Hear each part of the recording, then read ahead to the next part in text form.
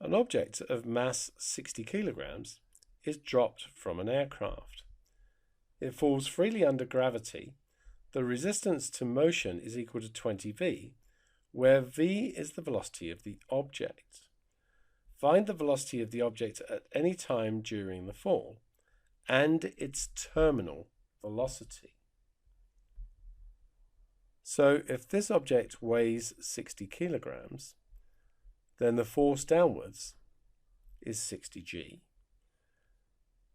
We've told that 20v is the resistance, where v is the velocity of the object at any time.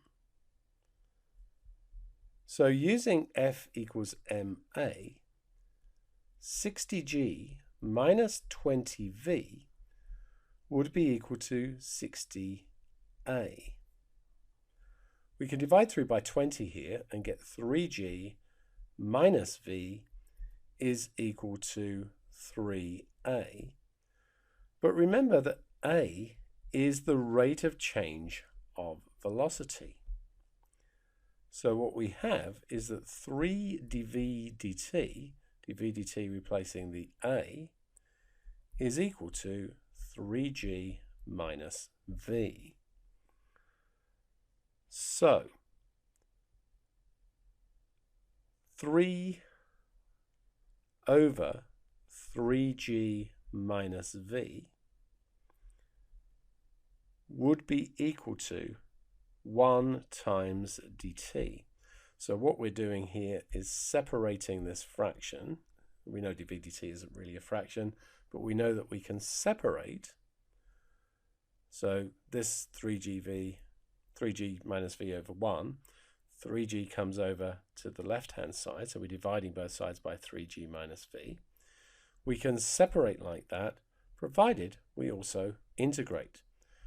What we're saying is that this is a differential equation which we can solve by separating and integrating.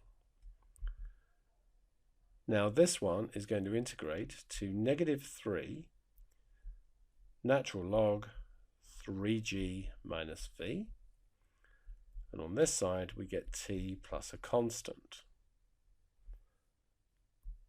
Now it's dropped from an aircraft, which tells us v equals 0 when t equals 0. Therefore, c is equal to -3 ln 3g. So -3 ln 3g minus v is equal to t, take away 3 ln 3g.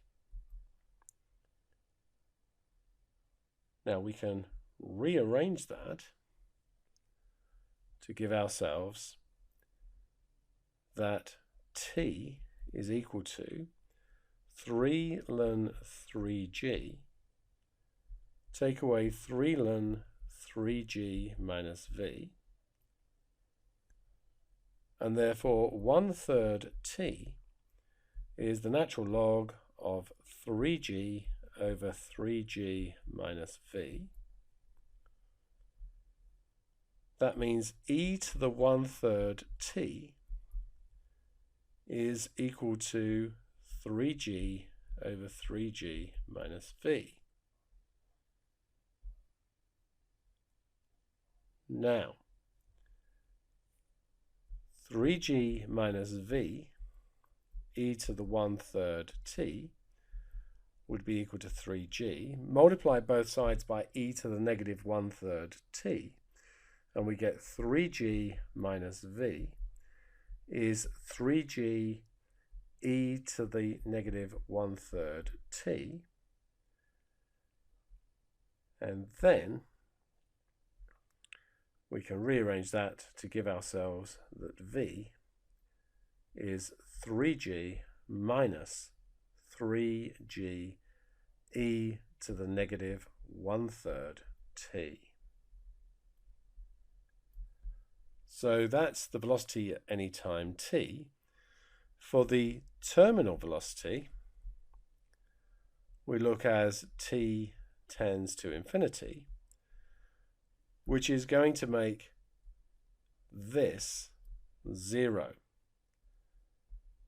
So we're going to say that v tends to 3g, 3g being, since g is 9.8, 29.4,